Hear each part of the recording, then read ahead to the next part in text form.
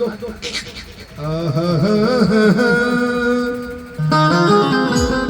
सजना अरे इधर आओ। अरे पागल, अब भगवान हमारा पढ़ लिए हैं तब डंडवा थामा तो तन कहीं इधर उधर गिरी तो कहीं हटवा जा सकेला। हाँ क्या चीज? हिंदी में मत बोलो, भोजपुरी में बोलो। क्या कह रही हो? कुछ नहीं कह रही हो।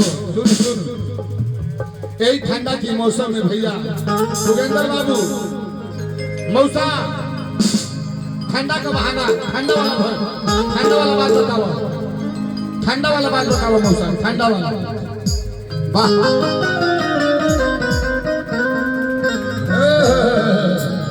यही ठंडा के मौसम। हेलो सब ठंडा बर्दाश्त हो जाला।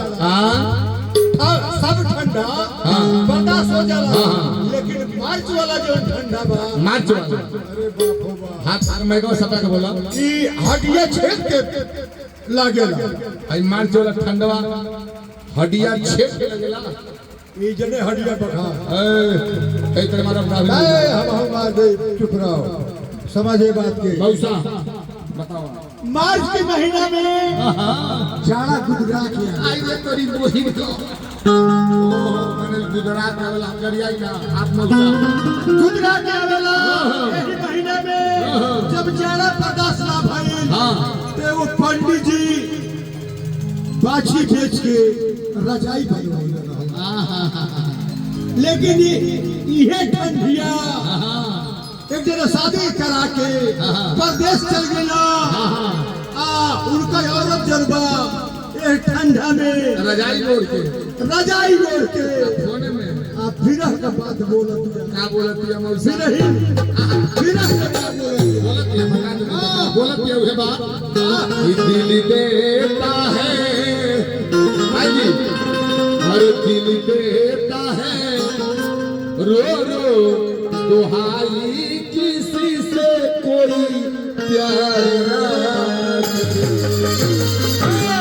किसी से कोई प्यार ना करे हो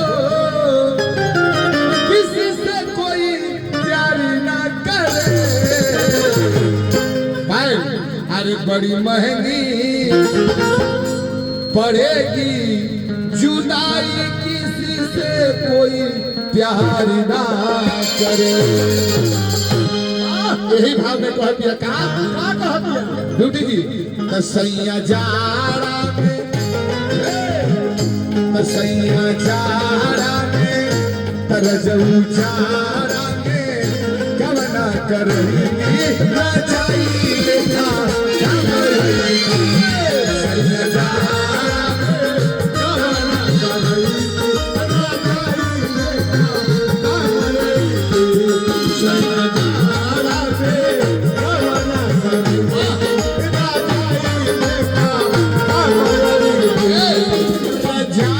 लेखा